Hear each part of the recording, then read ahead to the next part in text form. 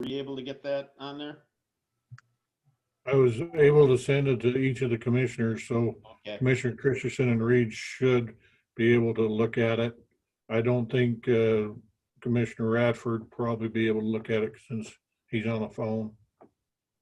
Lance, what you could do right now, if you would just send it to daveradford56@gmail.com, and I can open it right now.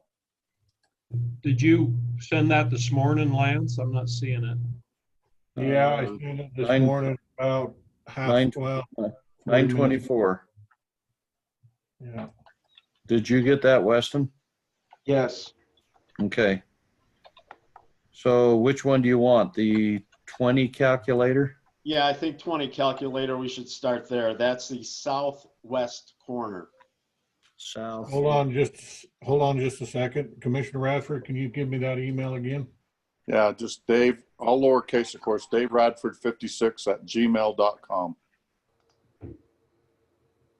Okay, it's on its way. Sorry, John. Oh, no worries.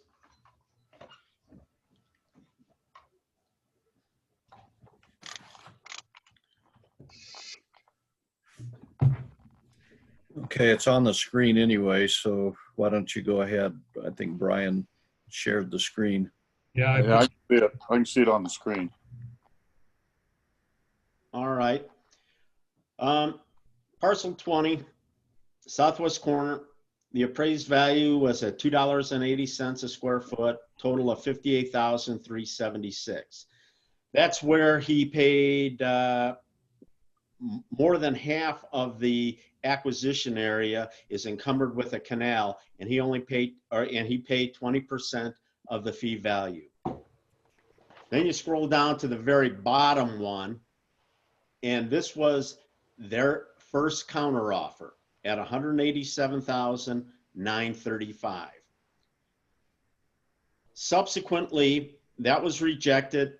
They came back with an offer of a counteroffer of $200,000 for parcel 20 and parcel 18 combined.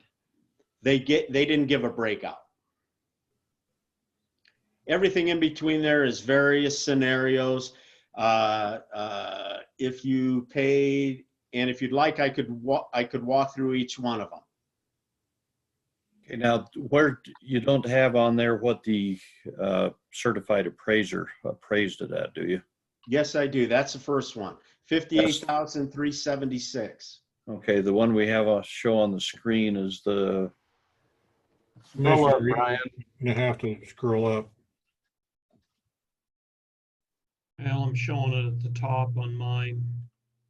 It is. It's the top one. It's just not showing up on the video screen. Is that better? I can't. This isn't working very well for me. Right, I it can- says you're on line 33. The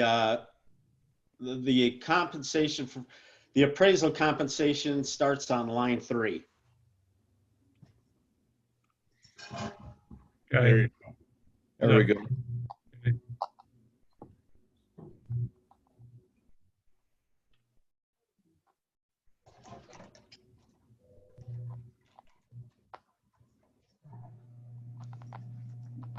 Okay, we're there. We can see it. Okay. Now, do you want me to walk through those scenarios? I think it'd be helpful for Weston. Okay. All right. Well, the first one is the. So that you're aware, commissioners, I want to be careful here. We're not going to be discussing approaches and the like that could appropriately be dealt with in executive session.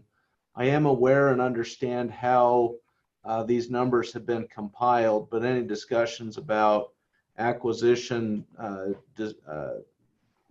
don't know if you want to call it strategies or negotiation, that can be done in executive session. This is just for informational purposes.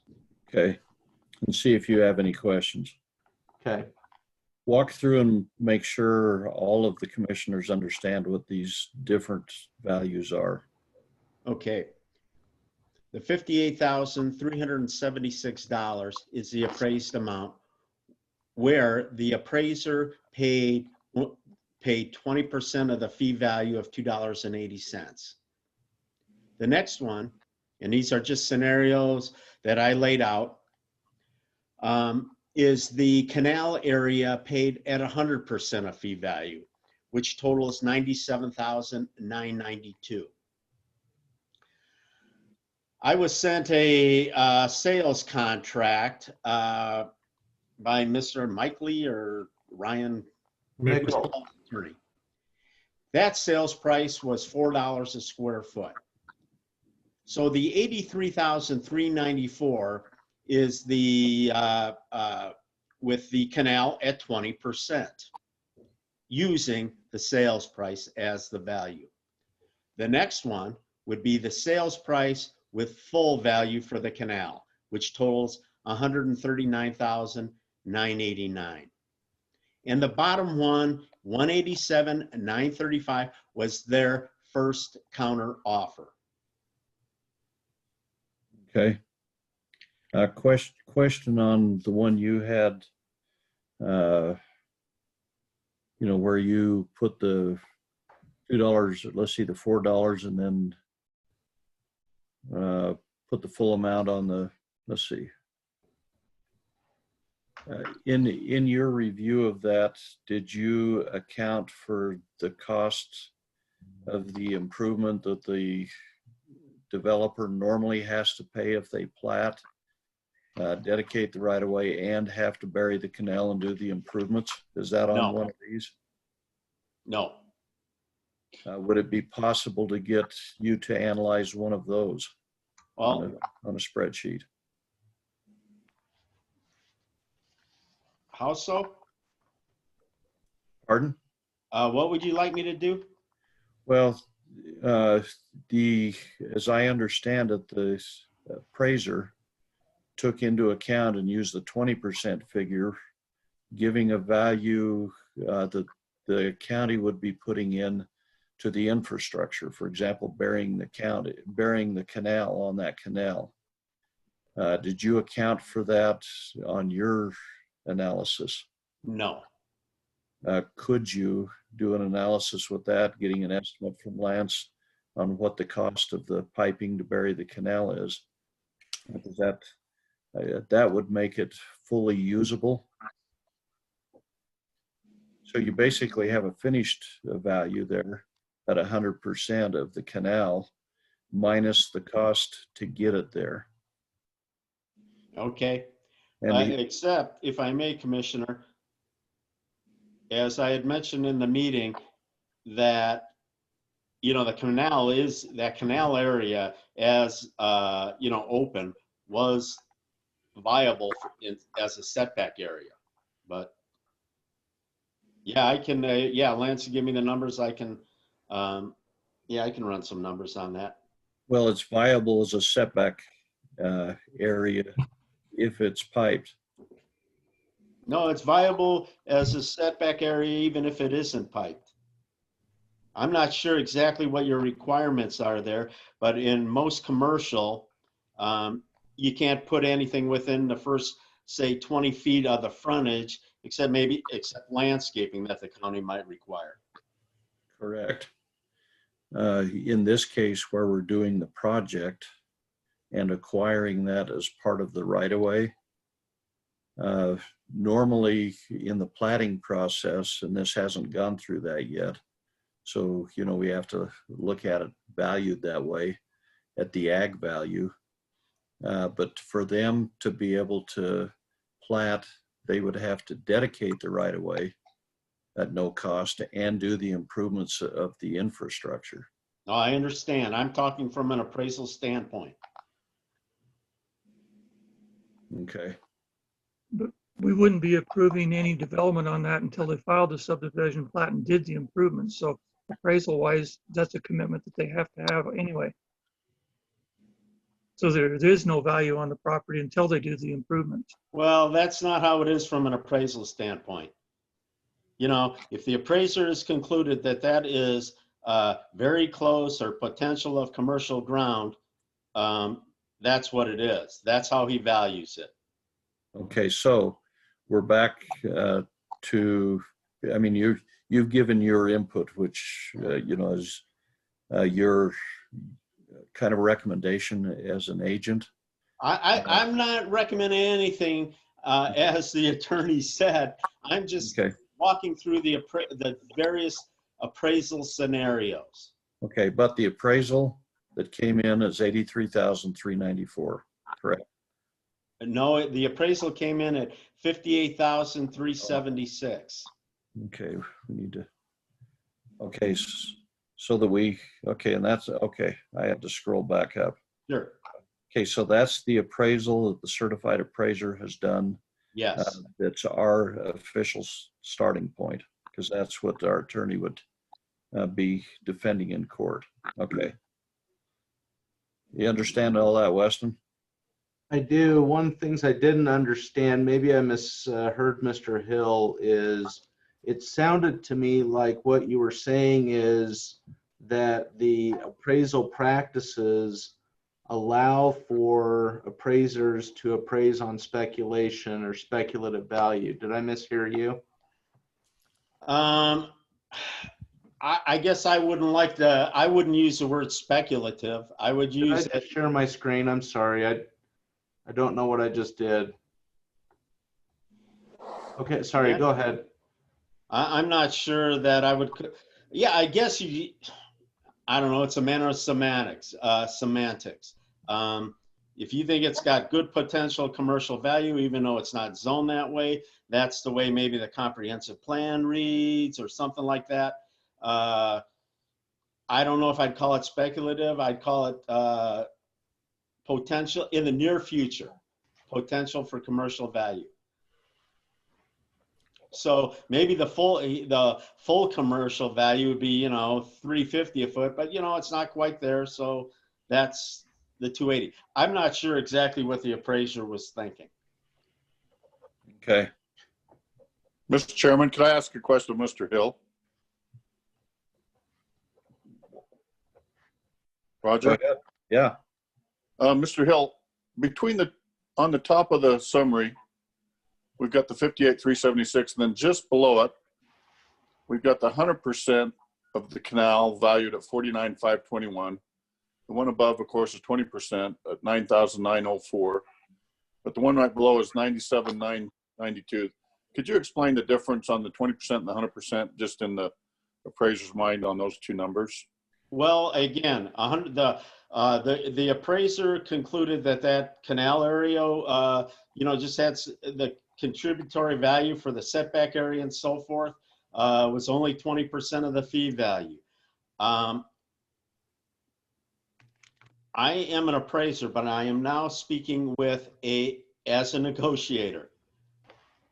I don't think it should have been hit that hard, because it can be Well, used. hold on just a second. We're now talking about Okay, all right, negotiation procedures, so I don't want to get into that. I'd rather stick to what the appraiser is and understanding what the offer is coming back and forth. Correct. Okay. You took Well, words out of my mouth. If that causes any problem with our attorney, I'll withdraw the Okay, question. so Weston, do you understand everything presented in that spreadsheet on parcel 20? Yes, I understand we have an appraised value in the first box. I have a second hypothetical scenario in the next box, as if he were to request 100% value, which I understand is their argument. I understand the third box and fourth box are reflect what Mr. Hall asserts he actually paid for the property. And then the fifth box, as I understand it, is a breakdown of the asserted initial offer on the per square foot value. So the question is whether or not we're able to come to an agreement or not. Otherwise, from the county standpoint, it's no secret that we would be presenting the appraised value for the court's consideration. So One Mr. question. Hall is aware of that. So One question I've got for John. Were you given any documentation on the sale price or the appraisal that they had? Not on the appraisal. I did get copies of the contracts for 18 and 20. Okay. But not an appraisal that they had done. No. Okay. Let's go down through 18 and take a look at that one. All right, let me get it opened up.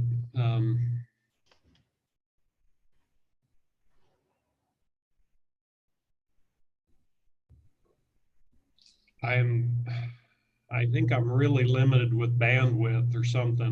My computer is not acting very well.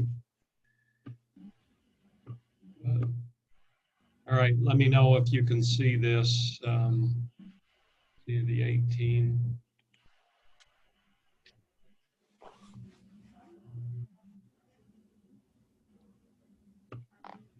Okay, it's up. Okay. Okay, walk through each of those with the same explanation, John, for Weston. The appraiser concluded to $3 a square foot. Again, with the 20% of fee value for the canal encumbered area. And the temporary easement, that's, 10% of fee, which is very typical, as say on parcel 20. The next one is with the canal area paid at 100% of fee. And again, at the appraisal full price, at the appraised value of $3 a foot. The next one is the actual sales price, which was $2.15 a foot. The first one is, the 30,072 has the canal area at 20% of fee value. What in the world? Okay, then I should have deleted the next one. It's just a repeat. So that's the same as the one above it. The next one is a $2.15 with the canal at 100% of fee value for a total of $51,050. The owner's counteroffer was at, his counteroffer was at $2.43 a square foot with 100% on everything, which totals $57,699. Okay, Weston. I understand. Okay. Let's go to the third parcel, 15 and 16. Okay, let me get that up.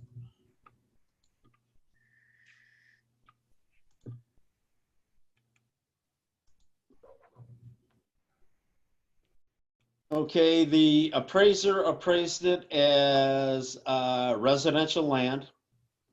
I'm sorry, can I interject and ask a question really quick?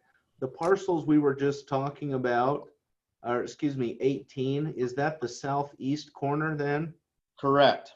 Okay, so now we're talking about the what, Northeast corner.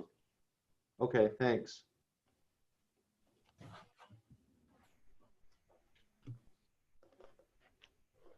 All right, now, so the summary of the compensation for the appraisal was at $21,500 a square foot, per acre. Then there are improvements within the acquisition area worth $2,516. And the appraiser said that the existing residency improvements by bringing the right-of-way closer to the major improvement, which is the residence, the house, were $11,100. The owner, through their representative, countered at $105,000 a square foot, which is $2.41 a square foot, I believe. Bear with me. Well, I didn't. 105,000 per acre. Per acre, yeah, or $2.41 a square foot.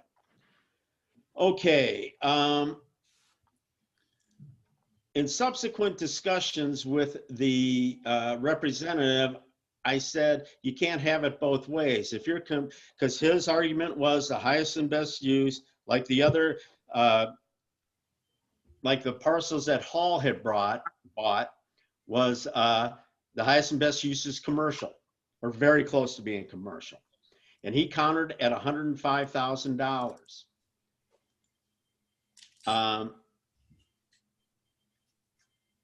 Okay, so that's, yeah, the 105,000 per acre.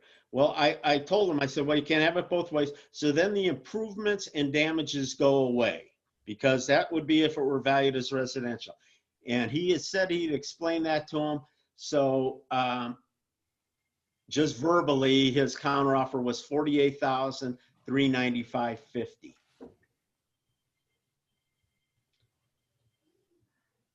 So then on the next one, which comes to what? Okay, like I said, 241.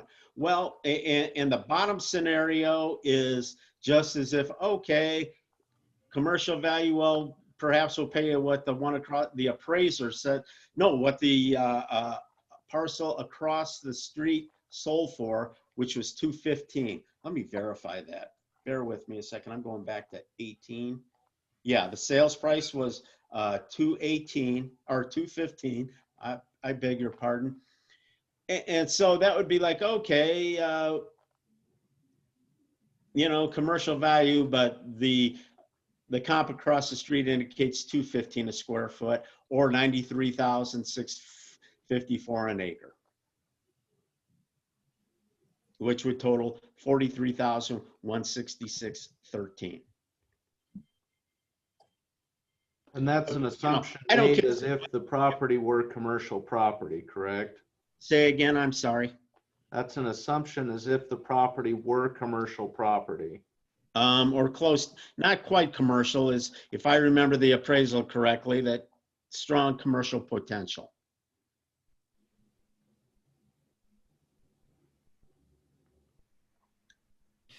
What did he base the strong commercial potential on? Designated land use or comprehensive plan land use? Did he say?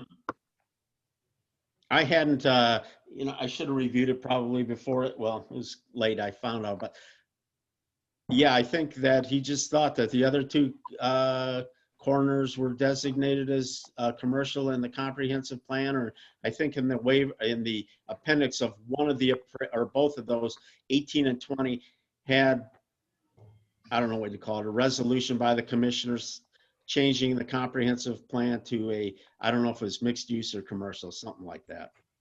It was designated as mixed use with the potential that they could apply for a commercial rezone.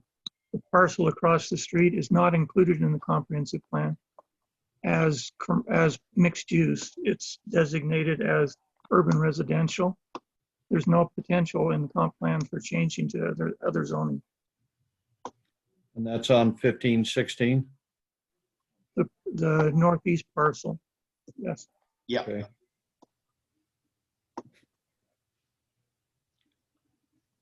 Okay, I understand what's going on. Okay, John, do you have a copy of those appraisers we could get for Weston? Those appraisals? Lance, you have them, don't you? The electronic copies? I believe I should have them. I'll double check and get those over to Weston. Okay, and if not, let me know and I'll get them to him. Okay. Okay, Weston, do you have any other questions on any of this? I don't know. Okay. We'll schedule an executive session to go over these once Weston has the appraisals and has a chance to review everything that's been given. We have our 5-day requirement posted on our 9 o'clock meetings. Do we need 24 or 48 on this, Weston? I would do 48. So that would be Friday morning. Yes. I would probably do Friday afternoon to be safe. Well, we might as well do Monday morning. Either way is Be fine. safe. I mean, the technical requirement, according to you and Scott, is the 48 hours calendar time, but the safe side is 48-hour working day plus posting time. Correct. Okay, I That's can't the safe way to do it. turn my video back on for some reason, so That's it must okay. be We were because enjoying not seeing you. I know it. That's I was enjoying being not seen. But I think it's the share screen. Am I sharing my screen? No, Let me stop. Brian is. Let me stop it. Okay, there. Now my start video came back on. Hmm. Okay. All right. Thanks, John. You're welcome. So when will the next meeting be? It'll be an executive session, probably Monday morning. Okay, I'll be available. Commissioners, if we could do Monday afternoon, that would be better for me, just in case Jefferson County has their commissioners meeting. I don't know if that'll be canceled or not. So, but I'm available Friday or Monday afternoon. Yeah, we could do Friday afternoon, but then we don't have the 5-day posting. Well, the 5-day posting is a posting of the fact of a meeting itself. The actual posting itself is 48 hours. We prefer those to be business days. Okay, because we're posted as in session on Friday. I guess we could just. I'll make it happen. Whatever you need, I'll make it happen.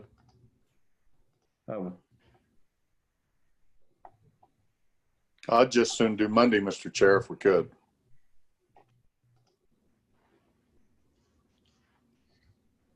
Yeah, I'm just looking at the. We could do, yeah, could we do Monday at, what time would you need in the afternoon, Weston? How late do you want to go? Commissioners, I'll make it happen in the morning. Whatever's most comfortable for you guys, I'll make it happen. So No, I mean, if we can legally post it in the afternoon, I'm fine doing it then. yeah, you're fine. I think you're fine posting it in the afternoon. Do one- Let's shoot for 1 o'clock Monday. Yeah. Cheryl, can you get that on there as an executive session?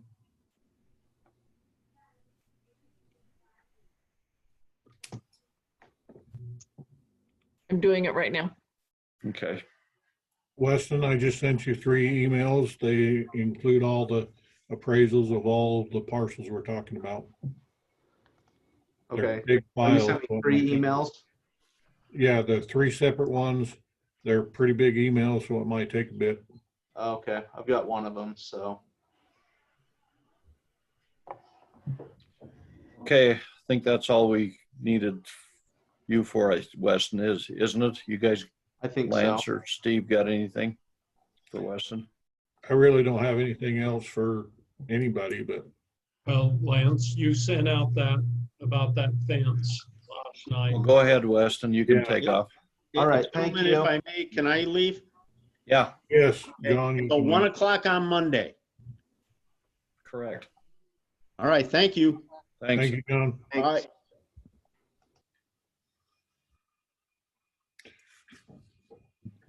Okay, So that video that I sent you, were all of you able to look at it? I did. I looked at it. I did not, Lance. But you could send it again to that same address if you wanted that one. I had your other document just a second. You Yeah. can tell me what's.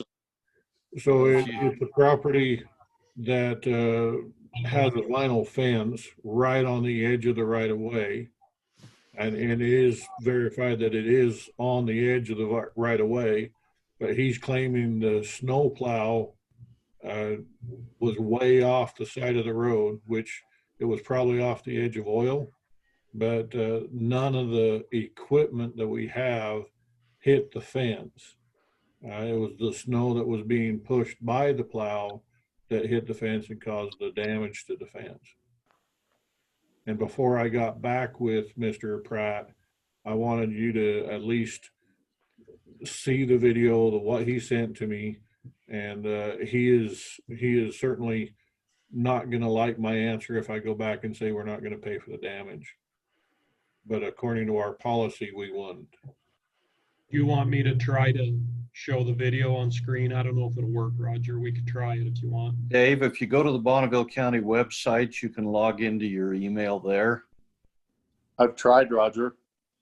I've tried. I couldn't. If you could just send it to that email, I'll look at the video, but Go to the website, go down on the right side top, it'll say employee email, and then you can log in with your county username and your county password. Okay, can you I'll guys, try can again right now. you see that screen? Yeah. We can Alright. see the screen. Let me see. Oh, I if- can see it. Let me see if it'll I play. can see it. Let me see if it'll play right now. No idea why this guy plowed so far back. Look, he damaged our telephone poles. Plowing. There's our fence. So I'm going to pause it right here. You can see the damage, you know, to the fence right in there where the snow was deep. I'll go ahead and continue.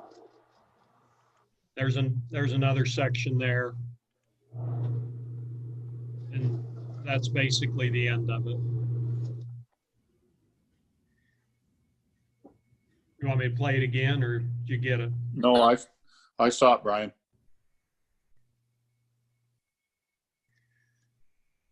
So I really had a hard time with this last night. I thought about it a lot. I watched it several times, Lance. Is there any way the snowplow could get the snow off of the road without throwing it so far? I mean, were we negligent in any way with the operation of the plow? I do not believe we were negligent. In order to push it back from the sides of the road to keep the edge of the road from crumbling and being saturated, we have to get it further off the edge of the asphalt. And you can't, with as much snow as we had, they have to be moving at 15, 20 miles an hour in order to do it. Right. This kind of goes back to the conversation we had last week, that when Don Dixon called me, you know, and that was, of course, that wasn't a vinyl fence. That was just his, you know, his cattle fence. But I don't know about this. I mean, we're throwing snow onto someone else's property. I guess that's fine. We don't allow them to throw snow on our property. I will say that's, again, our policy that we don't allow that, although many people are doing it, and we don't have a good enforcement tool to prevent it.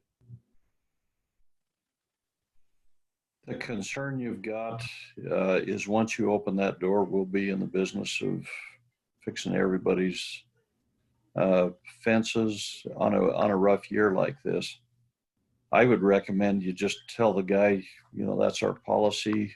If he has a claim, submit it to ICRIMP and let ICRIMP go through. And I don't disagree with you, Roger. I don't want to, I mean, you know, my opinion is if someone wants to live out on a county road in the country, don't put up a cheap vinyl fence, you know, for 250 feet. So, you know, I mean, that's where I'm at. But the only other option I wondered is if we, you know, pay for half of it and then make him sign a waiver, you know, but we probably don't get that door opened either. that opens a door. Yeah. No, I would agree with what you're saying then, Roger. I just think we stick with the policy unless we want to change the policy. I learned my lesson on a person up the bone that we probably went overboard, and I wished we wouldn't have. So Yeah. I mean, This is exactly like that. And I guarantee you, especially up in the bone area, you'll be fixing miles of fence that are actually damaged by the hard winter anyway. yeah. All right, I'm good with that. I thought you'd resolved that policy up in Bone area 10, 12 years ago. Now, apparently, if I look at a candidate for commissioner's website, they had that issue 40 years ago, and nothing has ever changed on the way the county does business. That's why he ran for commission 40 years ago, was to get his road open. Yeah. I think if you check when he was up there doing his big pushback, he knocked a bunch of them over when he was doing the work himself. Yeah. Well, I mean, that's our policy. I know the guy's not going to be happy, Lance. Right. But that's I why just- that's why we pay you the big money to be the heavy. Thanks, I appreciate that. And I don't mind them going 15 to 20 miles an hour, but I do think Brian has a point that if they're going 30 and 35 miles an hour, I understand we have 900 miles of roads, but throwing that snow 40 feet over into someone's private ground, I'm not sure that's necessary either. I mean, if we try and keep people's fences off the right of way just for that very purpose, so that we have places to put I our. will tell you, if they start going 30 to 35 miles an hour, we start breaking things. Oh, good. We start breaking our equipment. And that's why they have to keep the speeds down, or the plow mounts and all the welding and everything else starts to really get impacted. Makes sense. And I haven't forgot the fact that for 2 weeks, you guys just worked your tails off, trying to just keep public access on roads, and that shouldn't be forgotten by anybody. So. Right. And I'll bet you money that Mr. Pratt would probably want to, if we didn't plow out that road, he'd be more mad about that than a few sections of his fence that got damaged. He could probably submit it to his homeowner's insurance. Yeah. Well, Okay. We'll support you, Lance, when he calls us. Okay, I do expect him to call you, so Anything else, Lance, Shane, Steve? I don't believe so. No. I think we're fine. Okay. Thanks, everybody. Thank See ya. you. Thank you. Stay Thanks. safe. We'll try.